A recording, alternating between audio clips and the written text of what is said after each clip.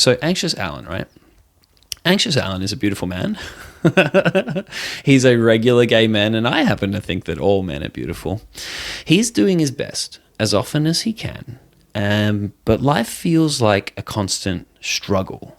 He pours tons of energy and time into the things he believes he should be doing in order to fix the things that he knows are wrong. I need bigger muscles in order for people to like me. I don't earn enough. I'm not successful. And, that's not enough for me. I'm not enough. I don't know where I'm going in life. And so I must push and strive and struggle harder in order to find meaning, purpose, and the things that I really want from life.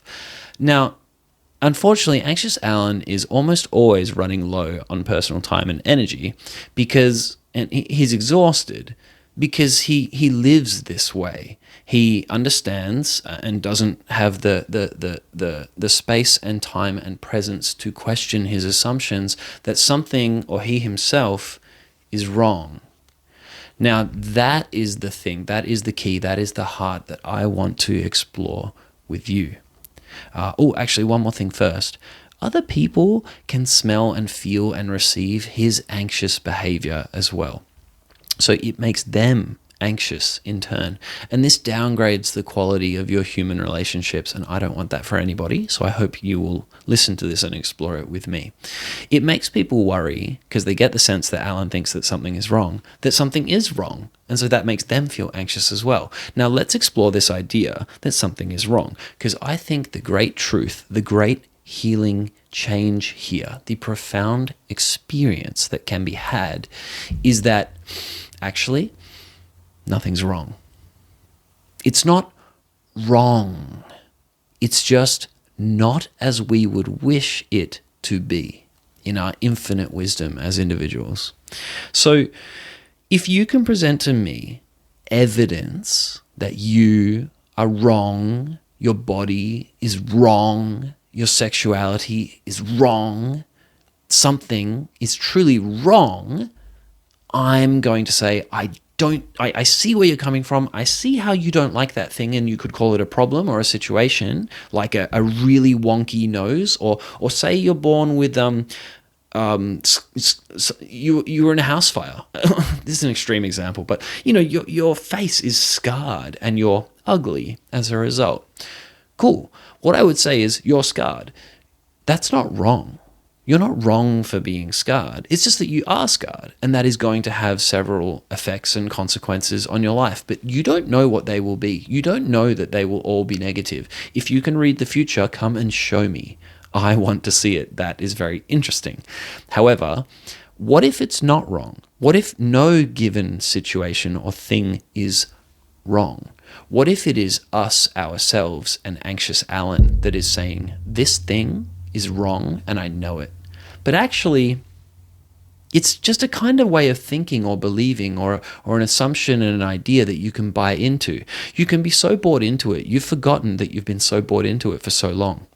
Here's the most common one for gay guys. You ready for some hard-hitting content? We are wrong. You can't tell me that you haven't been told throughout your early childhood years, and possibly even still today, that there aren't a million tiny messages suggesting that you're not as you should be. You're not right. You're not butch enough. You're not man enough. You don't reproduce with the person that you fall in love with. And so you're wrong. You're different. You're not as you should be. But where's the evidence there that we are wrong that you don't have to believe in order for it to be true? There is none. And that is awesome because it opens to the door to the idea that, oh my God, it's not wrong. It's not wrong. It simply is. You are gay, or I am gay. If you believe that is wrong, then it will become wrong for you. But you don't have neutral, grounded evidence that says being gay is wrong. No such thing is possible because wrong is a judgment.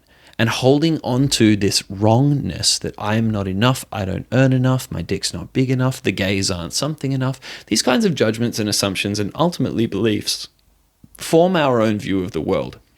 And all of these are giving Anxious Alan anxiety. And so therefore, that can change.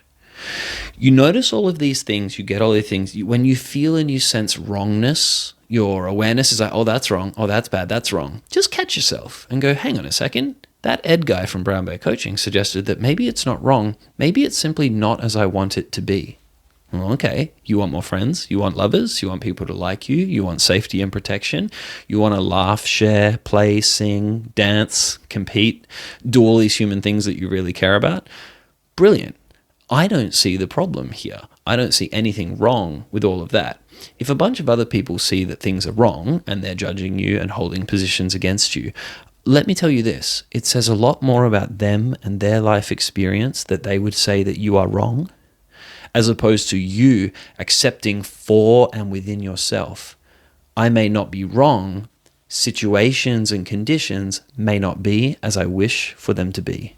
The great healing change that occurs here is that you're now able to go, okay, things are not as I wish for them to be. What would I like to change? And here's a fun one. If you ever, like maybe at 12 or 13 years old, you're like, I'll be straight.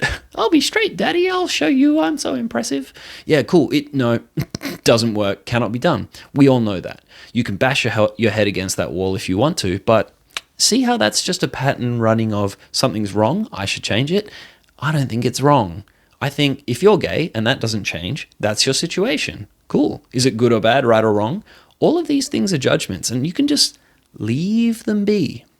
So moving from an anxious way of living into a much more calm, stable, and I would argue energyful and practical way of living is to go, okay, I feel the wrongness creeping up within me.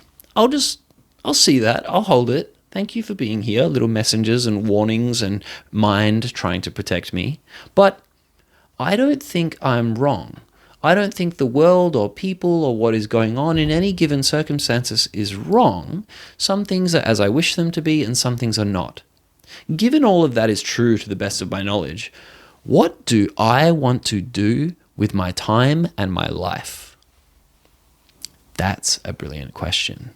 That's a fantastic, fun, and inspirational question. One that I'm sure I will explore more deeply in another video.